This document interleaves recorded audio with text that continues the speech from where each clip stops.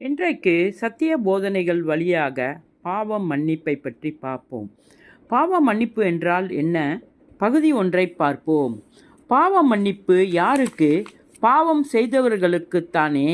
நான் என்ன பாவியா, ஏன் பாவம் செய்தேன் என்று கேட்பவர்கள் ஏராளம். பாவமாவது பாவம் மன்னிப்பாவது அதெல்லாம் ஒன்றுமே கிடையாது, அவர்களுக்கு வேறு வேலை கிடையாது என்று சொல்லுகிறவர்கள் அநேகர்.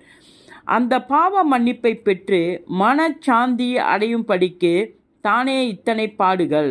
எவ்வளவு கோவில்களுக்கு சென்றேன், எவ்வளவு தான தர்மங்களை செய்தேன் என்று எண்ணுபவர்கள் சிலர்.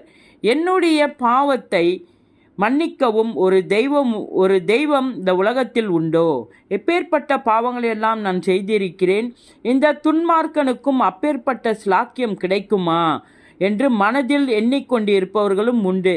யார் நினைத்த போதிலும் இந்த உலகத்தின் பிறந்த ஒவ்வொருவரும் பாவ மன்னிப்பை பெற வேண்டியது மிக அவசியம். பாவம் என்றால் என்ன? நாம் ஏன் பாவ மன்னிப்பை பெற வேண்டும்? பாவ மன்னிப்பை அளிக்கக்கூடியவர் யார்? பாவ மன்னிப்பை நாம் எப்படி அடைவது என்பதை சற்று கவனித்து பார்ப்போம். பகுதி 2. இயேசுவின் நாமத்தில் ஆமீன்.